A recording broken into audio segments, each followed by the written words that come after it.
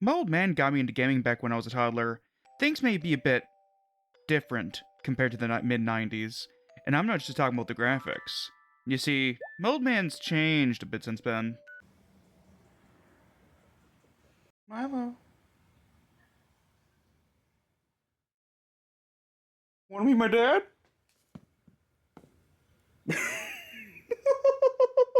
Yep, he died. Having started as a plan to just cover this as a normal podcast episode, I eventually settled on turning this into a full-fledged episode of my video game coverage stuff, since the game was far denser and far more meaningful than I'd ever expected it to turn out. A Year of Springs is a visual novel, similar genre to previous games I've covered on the channel, those being Coffee Talk 1 and 2. The genre is focused on stories, your input on them impacting the endings. And while A Year of Springs has certain endings that are strictly canon, there are basically alternative timelines where you get different info out of characters that help flesh them out quite a bit. This game details the lives and loves of 3 women, each of them queer in different ways. This game is one of the best examples of queer interactive fiction that I've ever encountered, helping to explain concepts to people that few things can handle as well as this game has.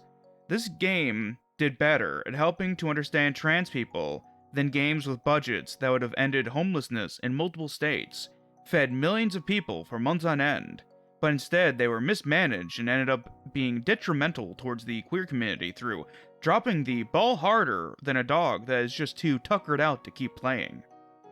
But play we must. For this month, I will be speaking about these 3 women, Haru, Erika, and Manami. Humans really love 3s, and it's not just because triangles are the best shape. We have legends of things in 3s, such as the triple goddess made up of the maiden, the mother, and the crone. But in this game, we have 3 disastrous queer women that are fairly adorable instead of a modern interpretation of an ancient dead religion. Not too far off, really.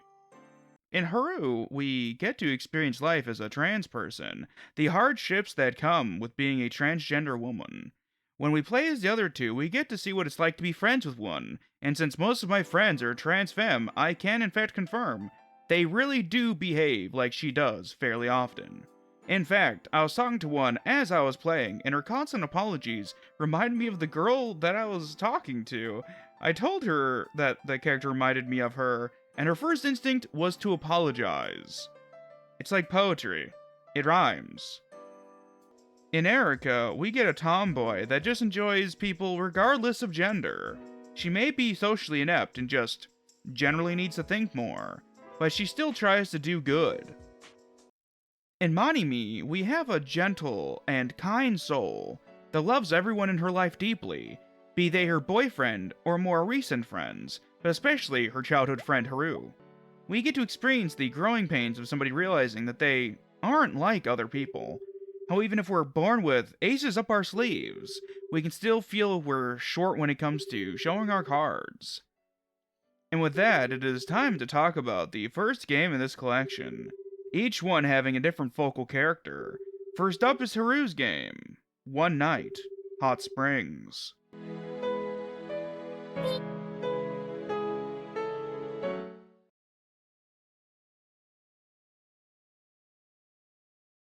The game has almost an energy of personal and psychological horror. Feelings of not belonging, of being a burden.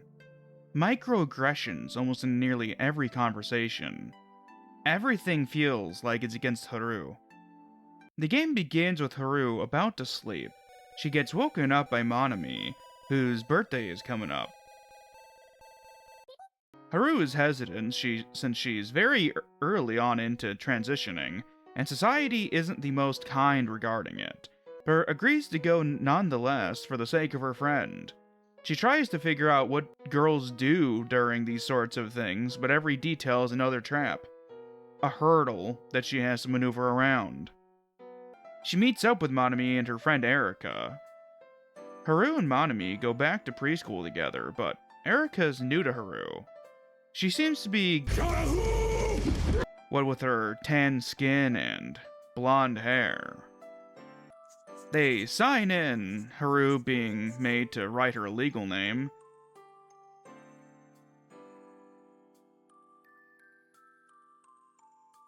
When it comes time to get dressed, Haru does so in the bathroom. Makes comments that the outfit won't be hindered by her lack of curves, even the act of dressing up is something that's on her mind. Upon returning to the other girls, Erika slips up and almost says that Haru passes as cis. Monami chides her for this. Haru keeps reprimanding herself for making Monami worry.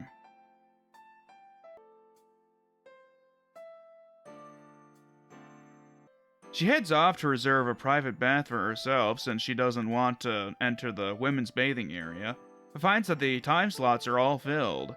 A kind worker helps her by upgrading the group's room to one with a small bath outside. In the wait for the worker, she is upset that she is burdening yet another person. When the worker returns, it's implied that she herself put in the request for the room transfer, specifying that she loves the hot spring town and wants guests to experience them to their fullest. The room is rather nice and fancy. It'd likely be considered a premium room. Haru notes that maybe the world is kinder than I thought it was. She goes into the little bath herself. Her self-esteem is bad as ever, but she does enjoy herself. Once done, she finds the other girls arriving back not long after. Erika expecting the staff to just tell her to go to the women's space, but thankful that they were kind to Haru.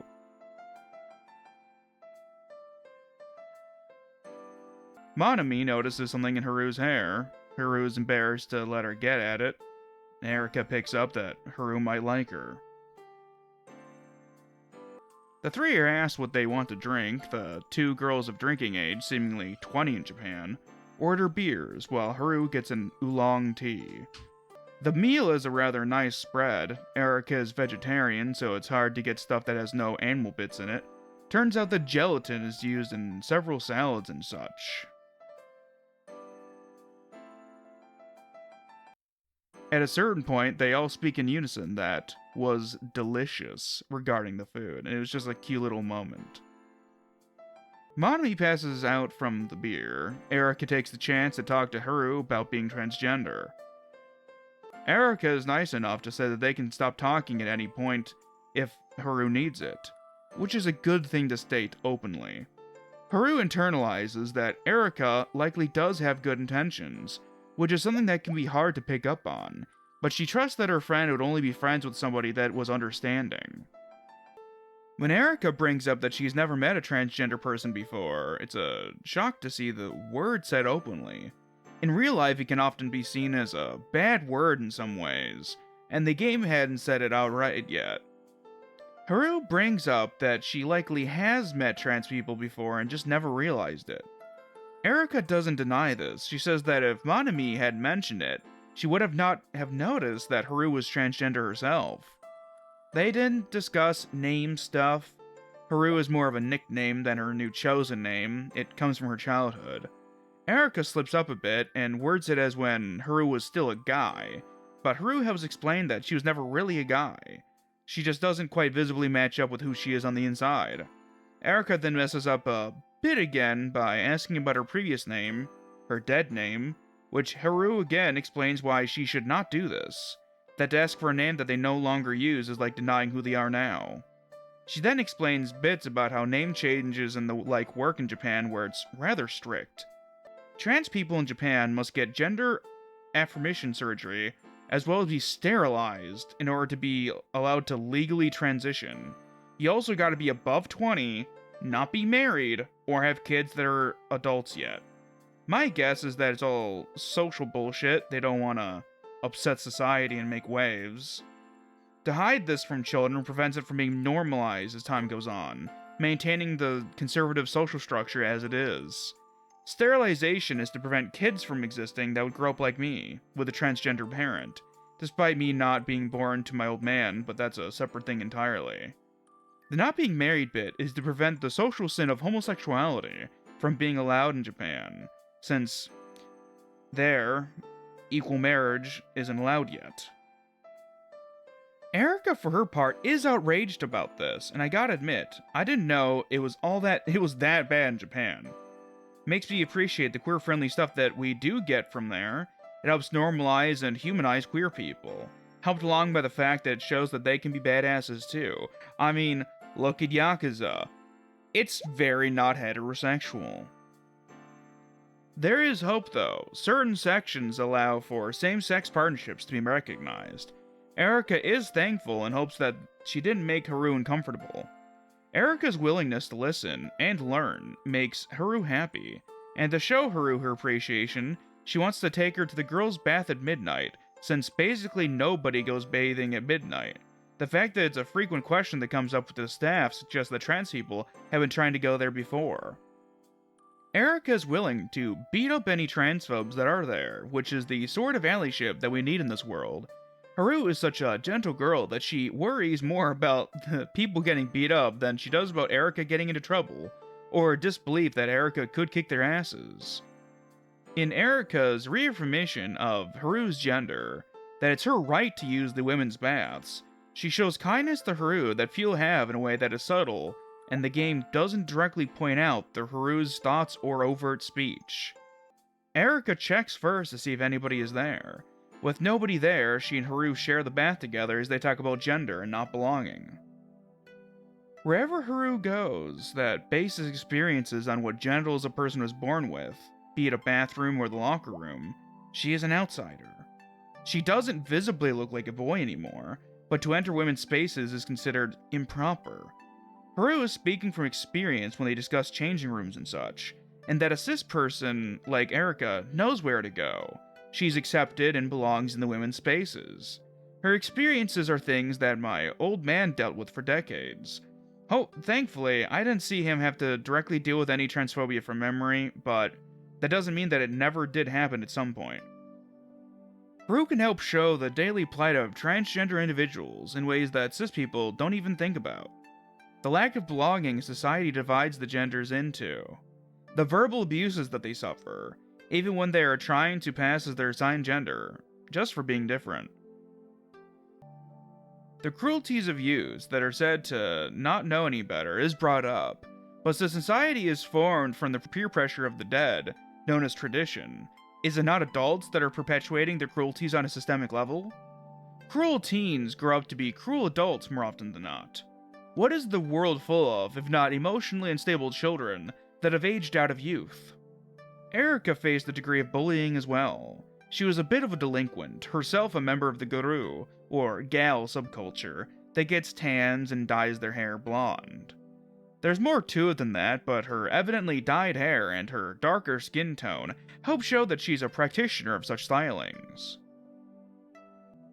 By bonding over their shared statuses as an outcast, they feel better.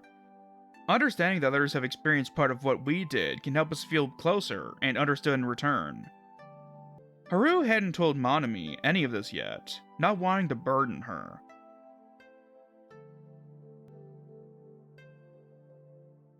Hearing this, Erika is certain that Haru is interested in Monami, which she doesn't deny. Monami is dating a guy, which Haru knows, and she's glad that he seems like a nice guy. Little does she know, he's actually a fantastic boyfriend from what I've seen from later in the game. It's great. I love it. Erika mentions that she doesn't mind that Haru likes girls. She herself dated one that was a coworker back when she was in high school. She does in fact pull up the doesn't like labels thing, which I've never liked because the implication is always that they're trying to wiggle out of being queer, but she seems the sort to stand up for queer people, so it doesn't put me off like a lot of other examples. After getting out of the baths, while Erika is off getting them drinks, the kind worker finds Haru and helps give Haru some gender euphoria by affirming that she indeed belong in the women's baths.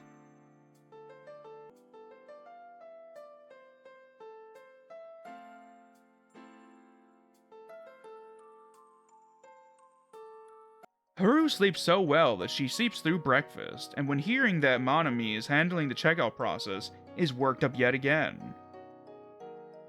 Erika asks her about her self-worth issues, rather bluntly, but helps Haru realize that she isn't just a burden by existing, that friends do things for each other.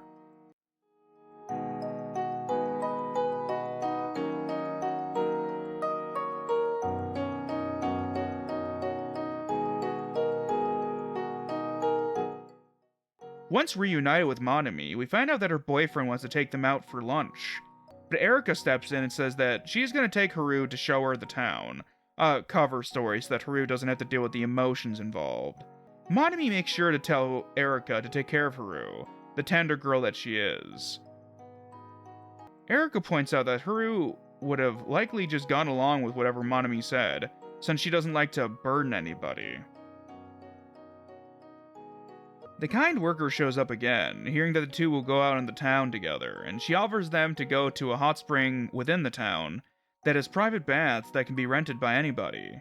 She reveals that her older sister makes use of their services since she too is trans, without even saying it, an unspoken understanding.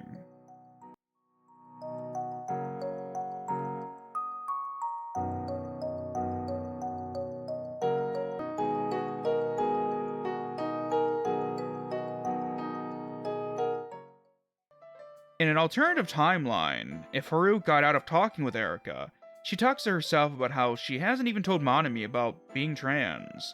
Monami waves off her worries, says that it doesn't matter to her, but it does matter to Haru since it's part of who she is. She remembers back when she was in school, on a trip, how she had no friends and ended up hiding to help avoid being forced to go into the hot springs. She had stopped going into baths after she had gotten too old to go in with her mom. Monami eventually finds her and wishes to spend the evening together, seemingly not hearing what Haru had been saying to herself, but not willing to keep her up if she needs to sleep. But Haru goes with her to the window and enjoys the night air. Eventually it's brought up that Haru has a gift for her, but not with her at the moment, so she has to give it to her in the morning. Monami tells her that she can talk to her about anything.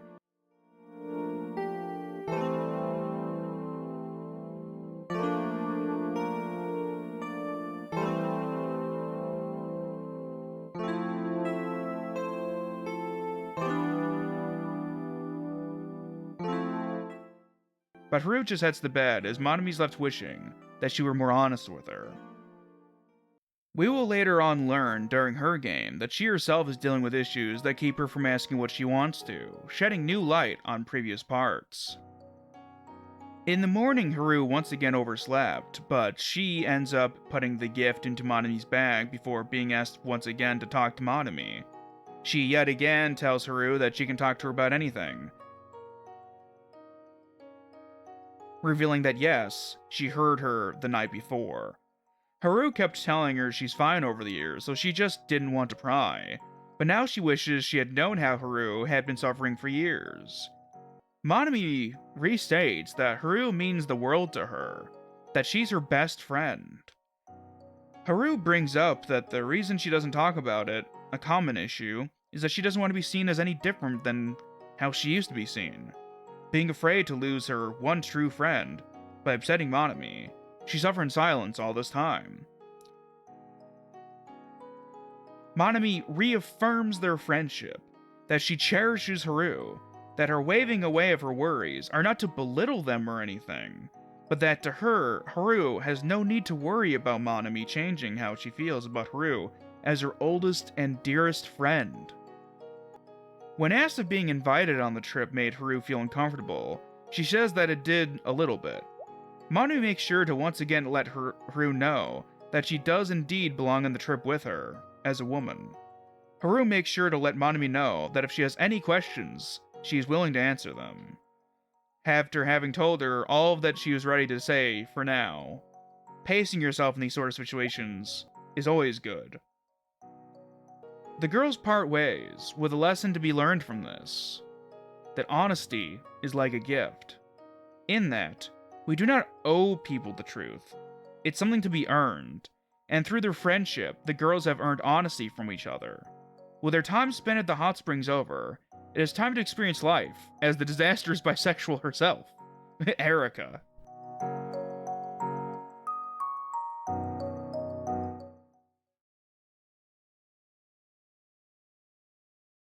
The game opens up with Erika not liking how the news is focusing on the new era for Japan, named after poetry or something, instead of after an emperor. Haru started her first day of work, some office job. Says she can't do anything after work because of work dinner with coworkers. Erika meets with Monami, learns that it's Haru's birthday, but Haru didn't mention it. Erika is a bit upset and doesn't handle it well, texting passive-aggressively. Haru generally has dinner with just Monami, so it wasn't a slight against Erika intentionally. Erika's classes are starting up soonish, but until then, she has time to spend with the two of them. Haru does the whole unsending messages thing that girls do sometimes, multiple times in fact, tries to deflect concern often, even if it makes no sense. Also, I hate how they text like holy shit.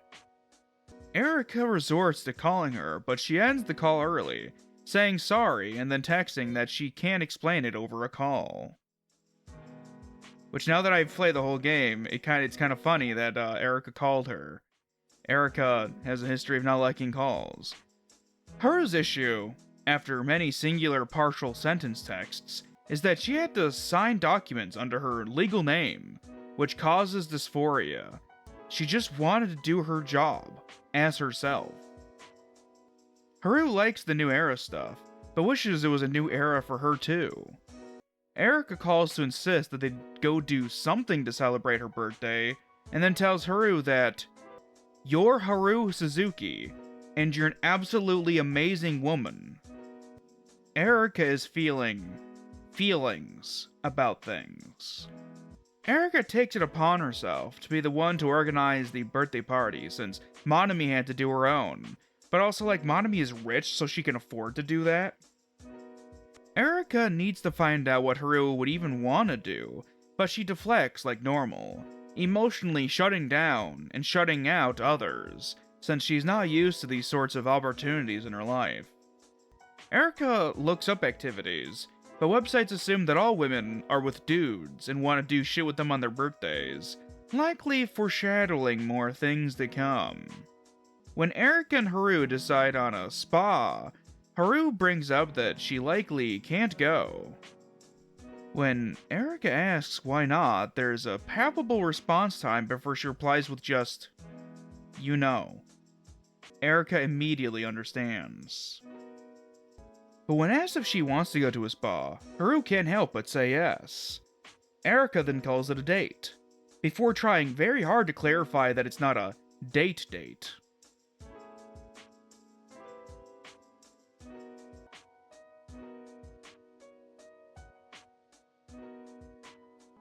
After looking at different spas, she hits up Monami to see about checking the place out the next day. She calls the poor people spa quaint. Haru tries to get out of the events by saying that she doesn't mind not doing stuff for her birthday. It's more evasion, but reminds me of an old friend that tries to say that he doesn't like birthdays and shit. Doesn't get the point of them. Birthdays are meant to be a celebration of life. He's likely more depressed than he lets on though. Unfortunately, he's dog shit at getting back to me, especially after this one bitch mistreated him for over a year. She is reassured that it's no hassle, which I feel like, being trans, like she is, means that she missed a lot of milestones growing up. Part of that is social development. She's not used to being wanted, so she makes it easy to be ignored. Her friends need to reassure her along the way, because she's emotionally stunted. The poor girl. Just wish that I could give her a hug. As I'm writing this, I'm talking to a girl that reminds me of Haru. She's the same girl that has been having mental health issues during previous times when I was writing. I believe I mentioned her in a previous video. They both apologize a lot, so I have personal experience dealing with a girl like this, of having to reassure them. This game might help others see what I've seen, learn what I've learned, and hopefully feel what I've felt.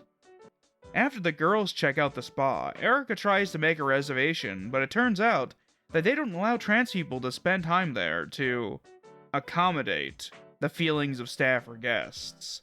The fact that Haru would be a guest means nothing. It's later revealed that it's the law that they can't have mixed sex stuff, but still. She tries to hit up a bunch of places, none will allow it. In bad timelines, Haru blames herself. I've seen this in a lot of trans women, so I get it. It also reinforces that Haru is not allowed, period, in most places or events. Erika gets a call from Monami later that also has her upset that the spas won't let Haru in, but Erika finds a solution, something that I myself have set up smaller versions of: home spa days. Gender is meaningless to me. I'm as at peace when I'm shooting at the firing range as I am when I'm exfoliating my feet. Different kinds of peace, of course, but I don't give a shit about what either of them are associated with. Pretty decent at the range, as well as organizing a spa day, I might add. At nearly opportunity, Haru will try to get out of basically any event, be it from low self-esteem / dysphoria, or from just not wanting to face the social aspect of it. I won't show all of it since that's a lot of extra footage to put in, but just wanted to clarify that every step of the way is like trying to make a big steppy up multiple stairs. To trick her into doing the spa day, but at home, Erika has to be more enthusiastic about it, bringing back the reassurance. Erika cleans up her trash as fuck home, eventually heard that she only has one fucking mug. She truly be living that single dude lifestyle. While shopping for what she needs, I have Erika pick up nail polish, since that's a classic girls' night thing to do. Erika, having forgotten Haru's present up until now, is reminded by Monami's mention of a present. While looking up a suggestion, she's bombarded by some not great trans stuff, like people talking about what bathrooms they should use, or even what pronouns they should be given.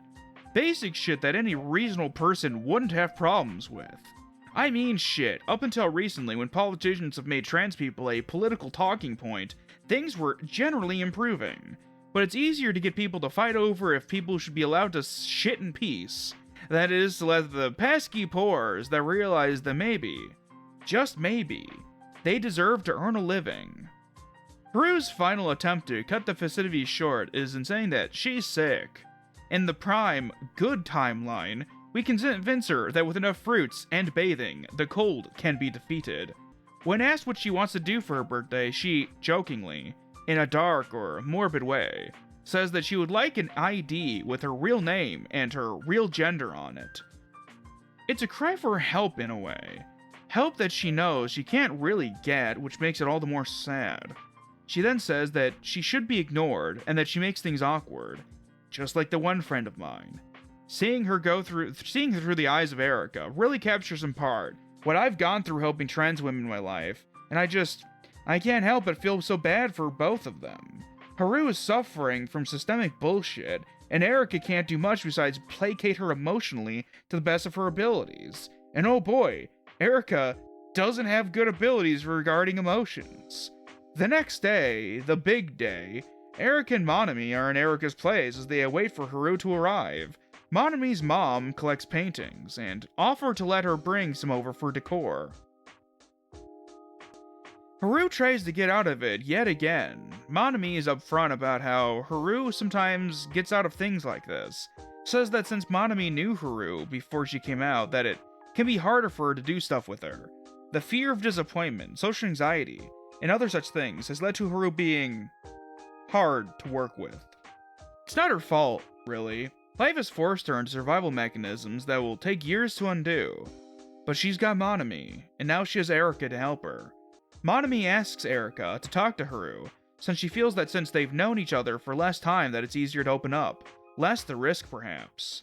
At her core, Haru wants to enjoy things, but is worried that those things cannot be.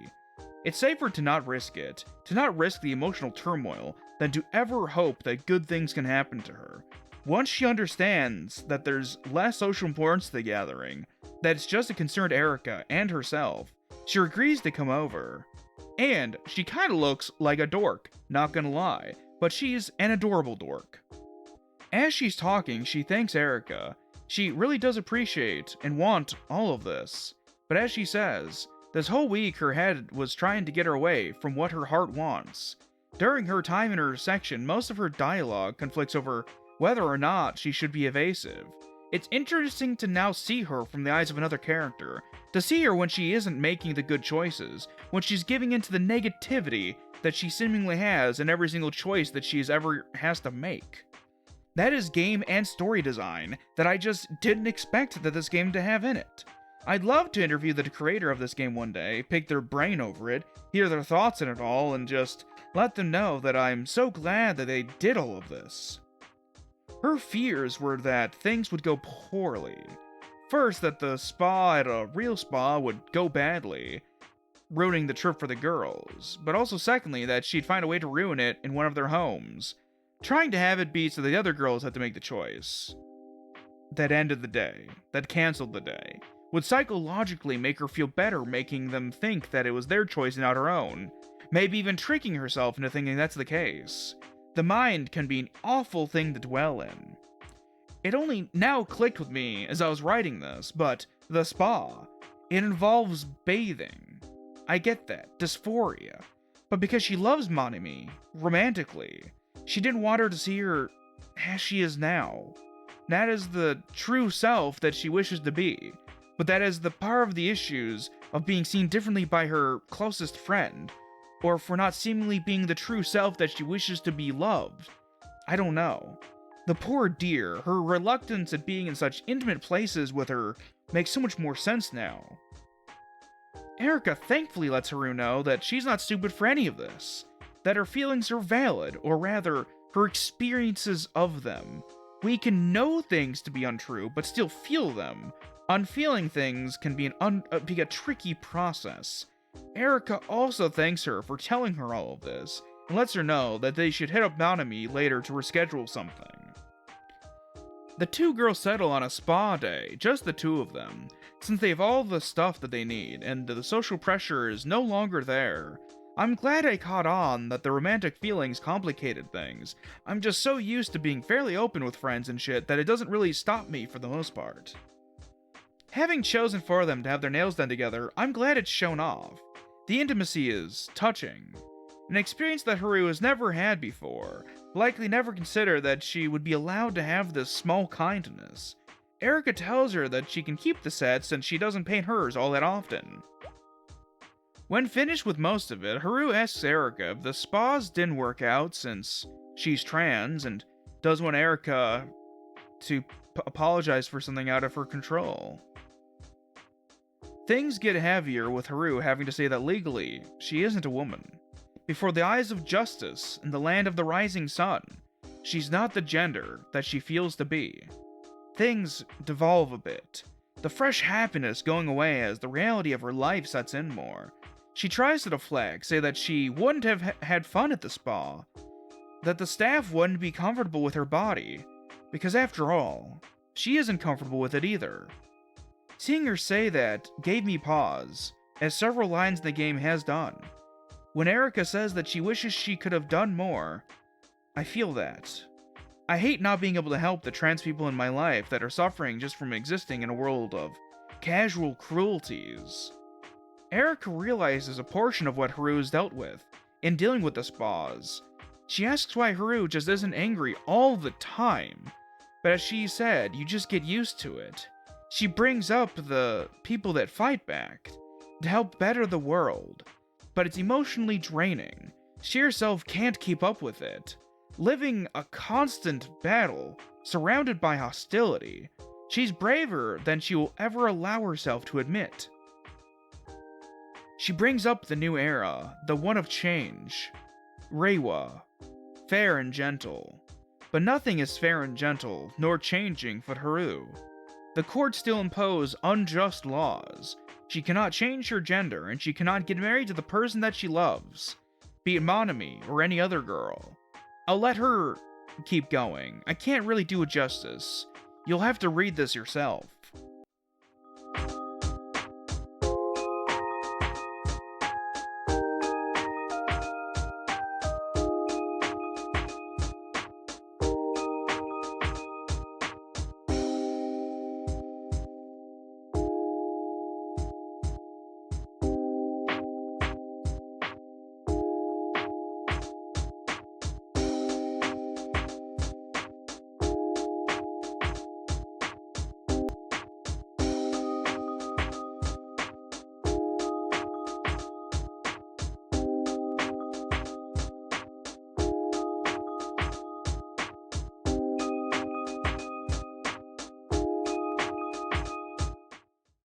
All Erica can do is say that she's sorry. Sometimes all you can be is sorry for not knowing, not being able to help more. But she can give her affection in the form of holding her hand, letting her feel a fraction of what she deserves. She holds her hand as she closes her eyes and apologizes for not understanding, for not knowing her pain, that she couldn't know. Even when she learned apart, there was so much more. For somebody that is also shockingly sentimental, despite their bluntness, it's refreshing to see a character like her presented this way.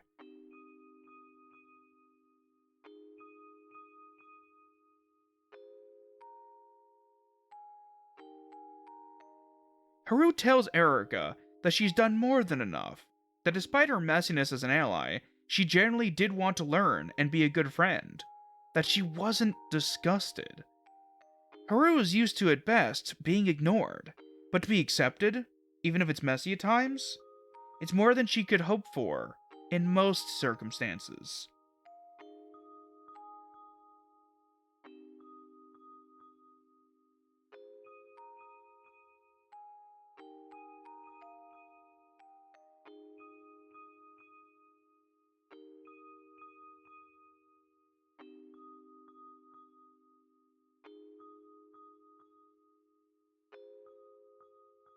Haru asks that Erica look at her, to open her eyes, and when she does, Haru is surrounded by beautiful lights. Erica's feelings are blossoming, and she can't help but to blurt out her desire to kiss her friend. The two have to deal with the new reality that Erica likes Haru, that Haru still likes Monami, and that Monami is still dating some guy.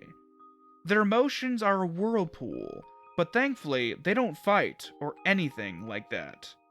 They talk through their emotions even if things get repeated and Erica doesn't want to deal with them right now, but that's how things are sometimes. When Haru says that she is broken in so many ways, how could anybody be attracted to her? I've had to be the one in Erica's shoes multiple times. I don't know if I'm just fundamentally attracted to people that have inner turmoil, but I seemingly keep falling for people that struggle with life. Maybe it's because they remind me, of the things that I've had to endure. Maybe it's because I want to be there for people in a way that nobody was for me. And because of my fucked up childhood, I can't separate those sorts of emotions from attraction. Just as Pink said once, Erica doesn't believe that Haru is broken, though she doesn't specify that she's just bent. Right from the start, you were a thief, you stole my heart, and I, your willing victim. I let you see the parts of me that weren't all that pretty, and with every touch, you fixed them. Now you've been talking in your sleep. Oh, oh, things you never say to me. Oh, oh, tell me you've had enough of our love. Our love. Just give me a reason, just a little bit's enough. Just a second, we're not broken, just bent, and we can learn to love again. It's in the stars, it's been written in the scars on our hearts. We're not broken, just bent, and we can learn to love again. I'm sorry I don't understand where all of this is coming from. I thought that we were fine. Oh, we had everything. Your head is running wild again. My dear, we still have everything. And it's all in your mind. Yeah, but this is happening. You've been having real bad dreams. Oh, oh, you used to lie so close to me. Oh, oh, there's nothing more than empty sheets between our love. Our love. Oh, our love. Our love, love, just give me a reason, just a little bit's enough. Just a second, we're not broken, just bent, and we can learn to love again. I never stopped, you're still written in the scars on my heart. You're not broken, just bent, and we can learn to love again. Oh, tear ducts and rust, I'll fix it for us. We're collecting dust, but our love's enough. You're holding it in, you're pouring a drink. No, nothing is as bad as it seems. We'll come clean. Just give me a reason, just a little bit's enough. Just a second, we're not broken, just bent, and we can learn to love again. It's in the stars, it's been written in the scars on our hearts, that we're not broken, just bent, and we can learn to love again. Just give me a reason, just a little bit's enough. Just a second, we're not broken, just bent, and we can learn to love again. It's in the stars, it's still written in the scars on our heart, that we're not broken, just bent, and we can learn to love again. Oh, we can learn to love again. Oh, can learn to love again. Oh, that we're not broken, just bent, and we can learn to love again. The two continue to discuss how their emotions are messy, but very much are still going to be friends. It can be rough, loving a friend but not knowing how to handle things, pre-existing issues, and what have you. Erica fetches the gift for Haru, who wants to open it there. I like that her nails are done because of the stuff that we did, but inside is what she asked for, an ID, with her actual name and gender on it. Basic human kindness is such a low bar, but most people can't make it over. Erica, I don't know if she fully understands what these things mean for Haru, but their friendship could very well have helped keep Haru on this earth. It's something I have to think about a lot, and the game didn't directly imply, but these kindnesses are the sorts that save lives. The two settle down to eat some snacks, but Haru is a big dork and doesn't like tangerines or whatever, because the peels get stuck under her nails. The two end up just eating the oranges and drinking tea for the rest of their day together. Bonus texts that you can read later show that after this, Erica talked to Monami for Haru, and that they're still dealing with their feelings. But Haru does want to eventually open up to Monami about her own, but that ace is up another sleeve currently. And with that, we're on to the last game, focusing on Monami.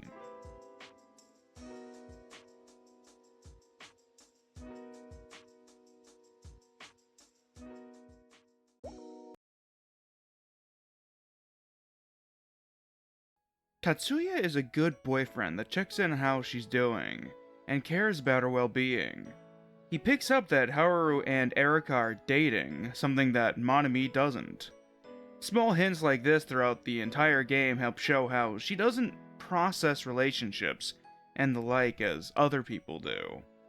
Monami reminds me of me in that I love everybody I care about, but for entirely different reasons.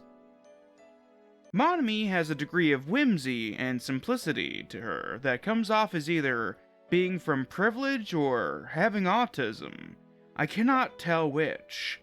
She also wants to organize group activities, much like I do.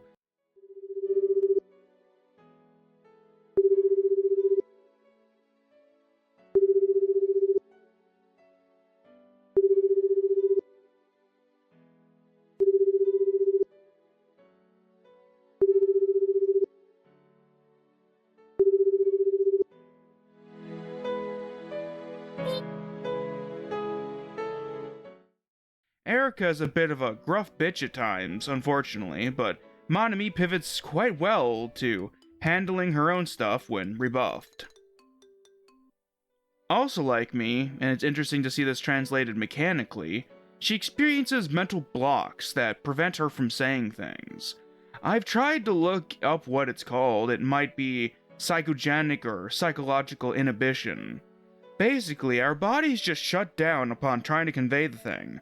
For her, the other person sometimes notices, which is a good touch because sometimes I would just stand there looking like I'm trying to begin a word but I'm stuck. Like a character in a game trying to begin an animation, but it immediately begins reverting back to its neutral state. For me, it's from childhood trauma.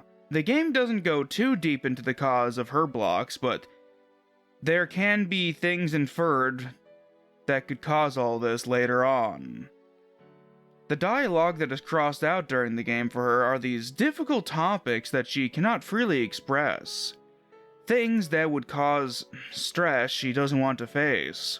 Nonetheless, she still tries to be the social glue that keeps her friends together, despite misinterpreting their awkwardness recently as some form of hostility between them that they're hiding for her sake. The game's excellent coverage of queer and mental health issues sometimes made me need to write down notes on my phone as I went, letting me to just leave the game playing. I normally force myself to just keep on playing to try and remember these sorts of things for later on, but this game was too important to try to rely on my spotty memories.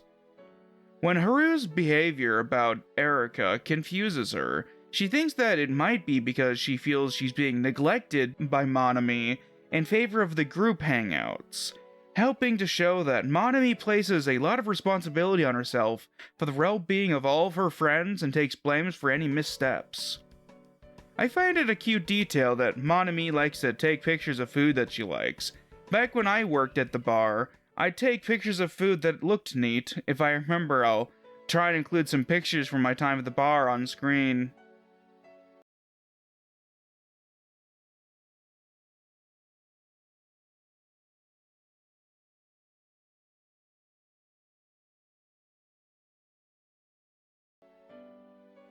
Monami is just like an all-loving hero. She hopes that a good day together can resolve any issue. She truly is just a good girl. Her call with Tetsuya helps show that she doesn't differentiate time spent romantically with time spent just being friendly.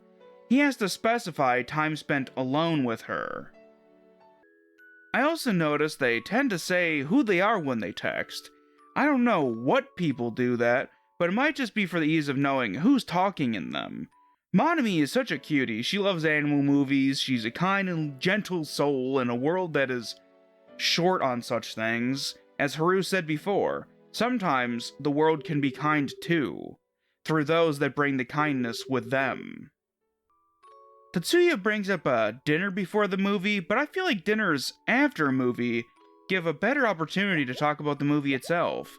Though, talking about a new movie in public might not be the best idea due to spoilers. She herself brings up her mental block, the inability to get the words out of her mouth. Her desire is to ensure that her friends are doing alright, and despite her struggle, she wants to ask what is needed. But she can't.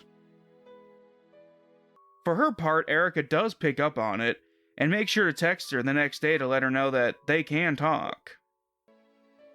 Monami has to force herself, multiple times, to try and ask about what's going on between Erika and Haru.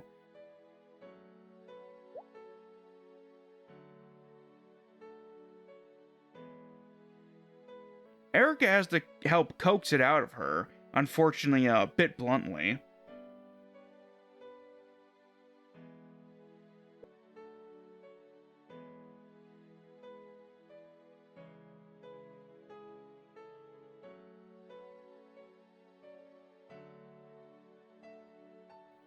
Erika also helps foreshadow that Monami doesn't think about romance and the like, in that Monami hadn't considered that her best friends are dating.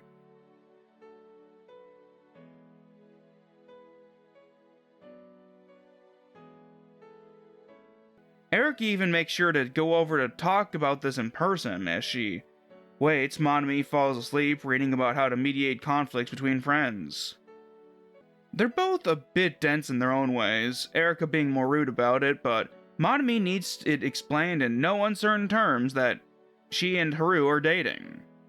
Admittedly, I would tell my friend that I'm dating their oldest friend if I was. Doesn't matter if it's a trial period thing, since that's an emotional time bomb waiting to happen if it goes poorly, which could have led to the actual fight that Monami thought they were having in the first place. Monami fundamentally doesn't understand what it takes for people to begin a relationship based upon mutual attraction, so to her, none of this ever entered her mind. Bless her heart that she doesn't have a bigoted bone in her body, despite Erika thinking that there's a potential for it otherwise. Also, the bit about them being, as in past tense, friends, implies that the person you love romantically isn't still your friend. It's more of a side grade in that sort of situation, but like Monami, I also do take friendships and the like more seriously than most. The disconnect is to the point that Monami can't understand why her boyfriend is being brought up as a comparison, because she herself doesn't feel these things about him. It's not something that she thinks about or dwells on.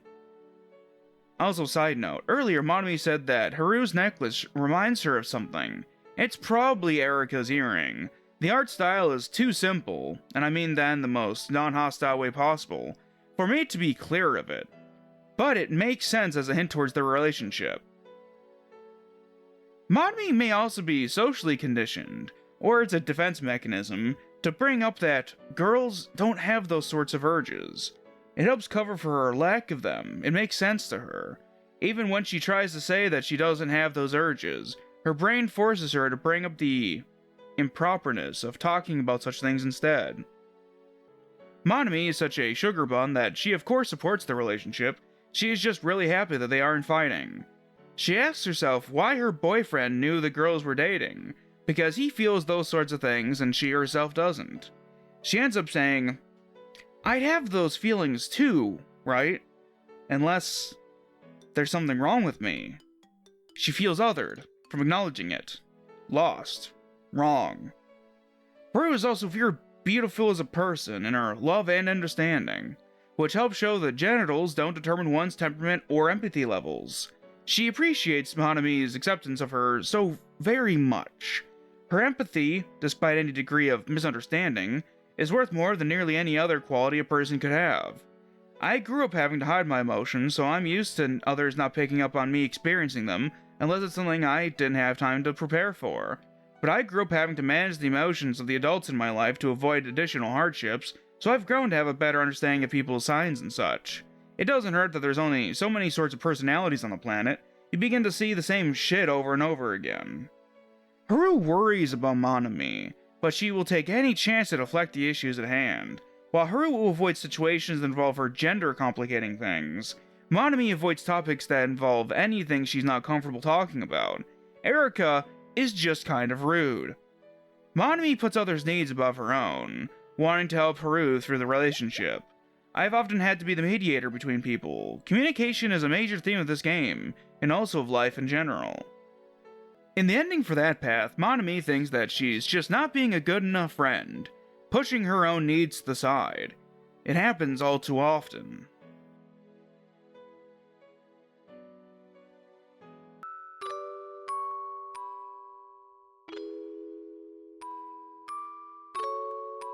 Revisiting it in another path, Haru's affirmations of Monami's meaning to her as a friend helps unblock the dialogue option.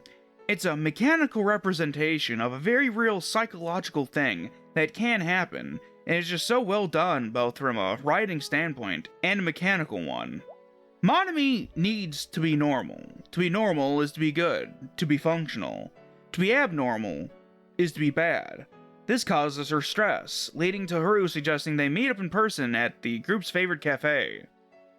Also, I gotta say, I'm envious of other countries' public transport systems. America's is dog shit even in major cities. The idea of being able to board a train and be near a friend that lives over an hour away on foot is just mind-boggling to me.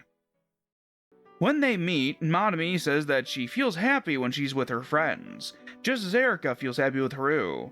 Haru, of course, feels a moment of conflict because of her interest in Monami, but quickly understands what she means, though does look disappointed a bit. But Monami does open up, telling her that she doesn't understand the urges thing. Haru asks about her boyfriend, Tatsuya, and it's revealed that she's dating him because he confessed to her, and that he was a nice person, so she said yes. But there's no romance there. There's just the love of a friend and a socially acceptable friendship. When talking about why Haru is with Erika, now the idea of butterflies in the stomach comes up, something that Monami doesn't quite experience. Haru says it finally, asking if Monami is possibly asexual or aromantic. Monami brings up that she's dating Tatsuya, so she can't be either of those things. But she doesn't have sexual or romantic feelings for him, and she needs to understand herself, for her own sake as well as for his. Not able to comprehend being different like this, it causes Haru to admit that she felt the same way when she was realizing she was trans. It's a complete alteration of the social reality that we were born into. It can be hard to accept. While taking an online quiz to help her understand if she's aromantic or asexual, she can lie to herself to not confront the truth, saying stuff to herself that, everyone has these feelings, so of course I do too. And I would know if I were different from everyone, wouldn't I?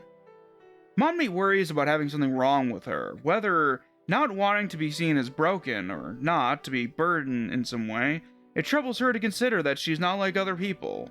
Being normal is important to her. I don't know if it's because she's well off and there are expectations to continue the family line or something, but the poor girl is deeply troubled with having to deal with all of this.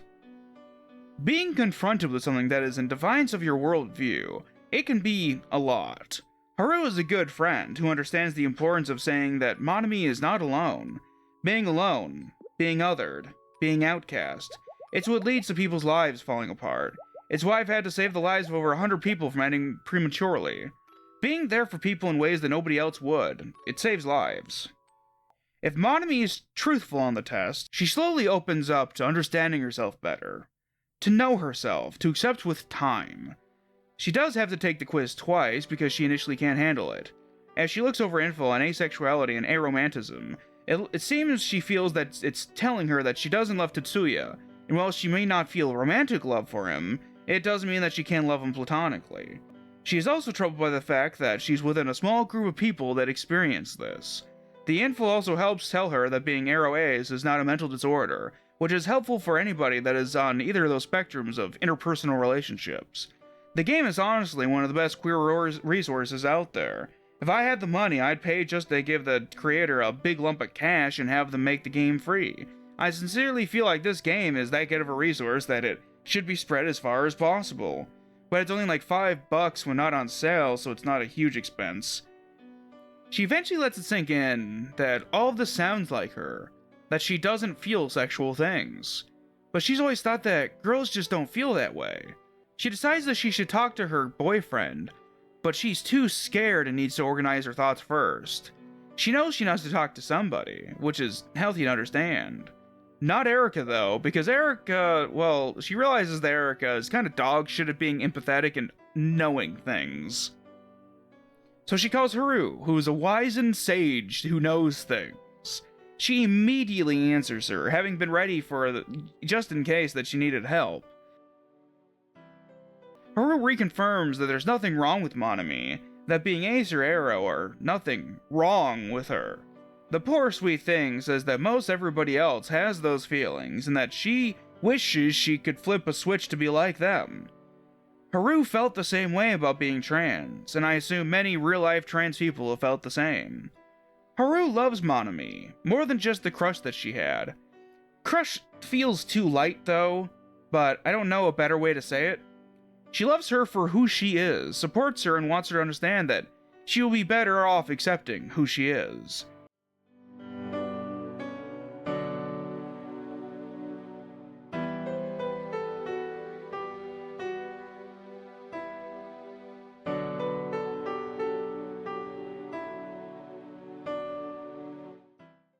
She also brings up that her girlfriend is a wrecking ball, blunt and too fast, so she'll talk to her before Erica says something dumb. Monami finally calls Tatsuya. The two agree to go to the park to talk, and we finally get to see him. He's also adorable like the others. He is an exceptional individual. I hate the idea that genitals determine kindness or understanding. Most of the cis women in my life have been cruel or dim-witted in various ways, just as certain cis men have been bastions of empathy. So I don't want to say that he's great for a guy, he's great in general. Goodness is a rare quality in people just at all. If Erica were in this situation, she likely wouldn't ask to hold her hand. She'd just say that she's going to. That can be perceived as a you can say no situation, but it's always good to be explicit with understandings in these sorts of emotional moments. He understands that they are different, they want different things, but that isn't bad. They both just need time to understand what they can both do to keep the relationship going. Unless it's not something that they both still want to keep going at. That is why it's important to be friends with your partners, to have a base understanding and care.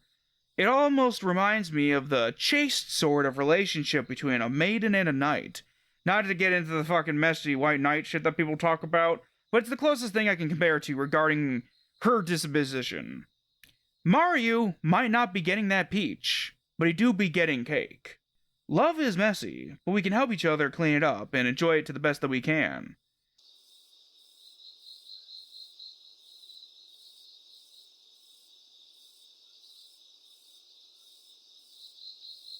After her chat with Tetsuya, she thinks to call Haru, but she and Erika have already arrived. Erika has been told by Haru that she messed up, and in apologizing, she yet again messes up by not remembering what asexual or aromantic are. Yet again, she also threatens physical violence, this time towards Monami's boyfriend. Thankfully, Haru is such a good friend because, like, Erika kinda sucks at times and needs to be told when she's being rude or callous. The two do make sure to let Monami understand that her concerns are never a bother for them, that they're all still friends despite the dating thing.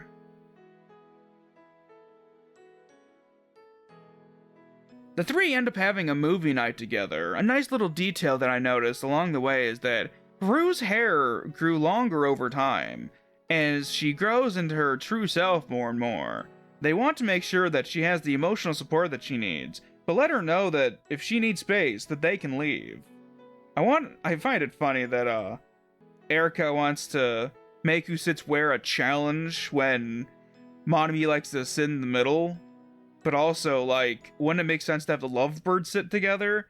But anyway, since Monami likes to sit in the middle, she ends up getting what she wants anyway. I like how we don't actually get to see Erika sit on the couch in the entire bit, though. Instead, the chips get to.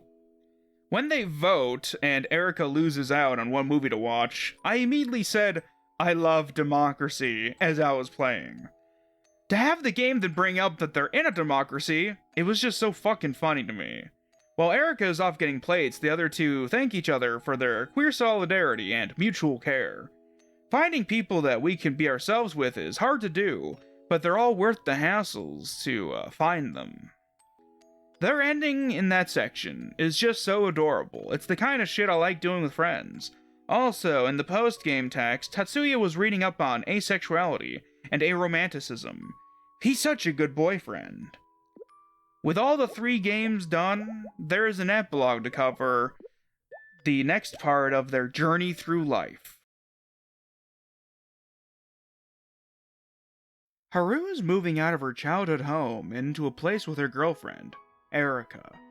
Monami is helping them move, as is her boyfriend, who has stayed with her. In this epilogue, the girls each wear clothes that reflect their gender or sexual identities. Haru is wearing pink and blue. I'm told that she's also wearing some white, but I don't see it. But it's to represent the transgender pride colors. Monami is wearing purple, gray, black, and white to reflect the ace flag. Erika has pink and blue on her collar. I guess her earring is purple, reflecting the bisexual pride flag. They talk about how they've known each other for so long, growing up together. Good memories, but also bad ones. Of crying herself to sleep over being born into the wrong sort of body. Of years spent feeling wrong. Of having nobody that she felt safe with explaining things. Thankfully, her parents love and support her. She's got a better support network than most queer kids could ever hope for. But she also remembers the good memories that go along with being trans. The first time she spun in a skirt, for example. The two were able to navigate the messiness of coming out and worrying about losing a friend through the love that they share. Love that has lasted them for likely over a decade at this point. While Haru eventually would fall in love with Monami, it hasn't gone in the way of the platonic love that they share.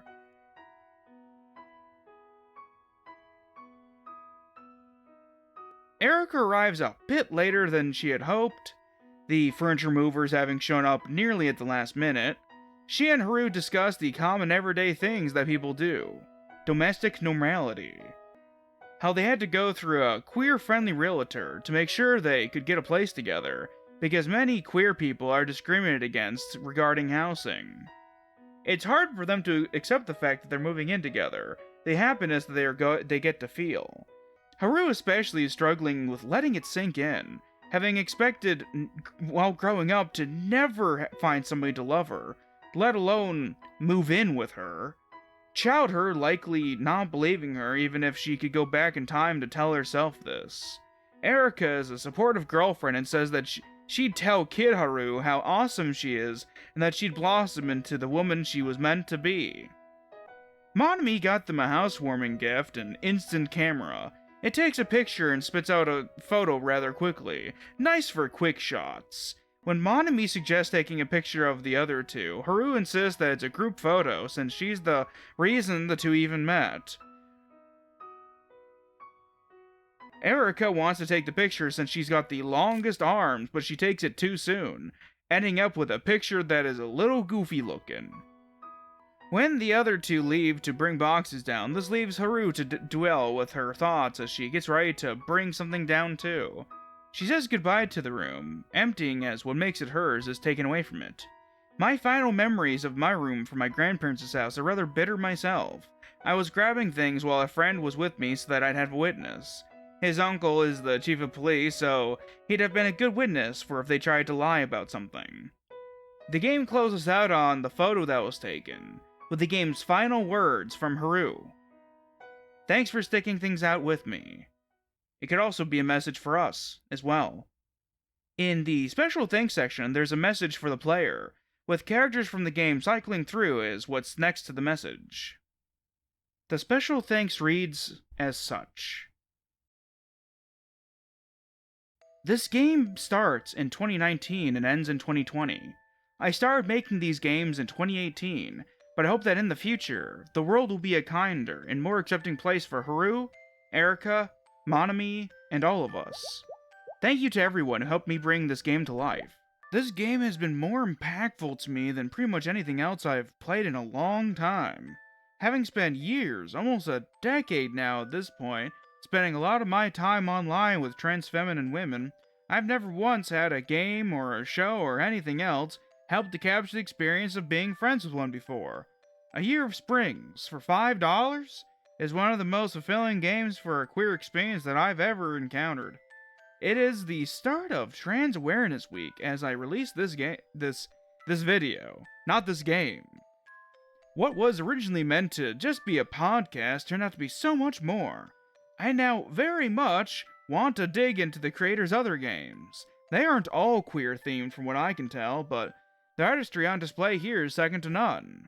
From the mechanics of the story, this game has made use of its genre and medium to its fullest. It is truly a visual novel, and I know what you might be thinking. It's only got 30 words. That's not a real novel. It's more than damn near anything else most people ever write, that's for sure, and also there's some fucking visual novels out there before. Pretty sure I mentioned it before. There's one for the vampire, actually yes, for Vampire the Masquerade. It's called like Night Road or some shit. No visuals there. There's art of the characters online. I'm getting distracted. This channel is dedicated to transgender awareness, in particular, transmasculine awareness. Most media about trans people is about trans feminine people. I'll eventually cover games with transmasculine protagonists. I know of one at least. Mechanically, the game has some really interesting takes on how to convey mental health issues.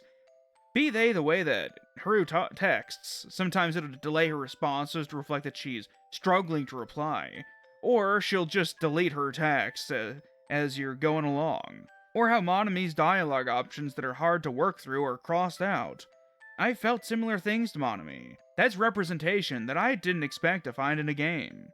The art, I still can't get over how lovely and cute the art is. It's simple but effective, misleading in how in-depth the game will get. Once the word transgender was said finally, it gave me pause, because the game built up so much gravitas around the characters and their plights. A core element of the game, as I said before, is communication. There is a concept known as the hedgehog's dilemma. Basically, we are worried others will hurt us if we get too close. The thing is, sometimes the spines aren't even real. We imagine they are, though. But the fear of them is enough to keep us distant. By acknowledging our spikes, knowing how to deal with them, being open about them and each other, we can safely get closer. Of course, real hedgehogs don't really have that problem, but the concept still makes sense. Isolation is detrimental to us. We're social animals, so I strive to help people open up and learn to become close with others again. Or perhaps for the first time, lessons we learn as children can often scar us for life. But happiness, love, and acceptance, they can be found. We just have to know how to look for them. A Year of Springs is a game about love, in more ways than one. Still, due to a lack of having the space currently in the meat world that we remain in, I have not been able to make a small shrine for my old man yet. So to the digital world these three girls go. I'd like to thank you for watching, as well as my current patron over on Patreon. There's only one at the moment, but his support still means a lot to me. His name is Connor, and I thank him for showing his support for my work. If you'd like to support me, there is a link to my Patreon in the description of this video. For $3 a month, you get your name at the end of these big videos, and for $20 a month, I'll make a roughly 15-minute video for you. My next big video will be on Yakuza Kiwami 1, since I plan on playing through the entire series over time. With the news of Kiwami 3 being made, I'll be covering that instead of just the standard Yakuza 3, but that's far into next year. See you next time, and until then, stay safe, stay alive, and remember that trans rights are human rights.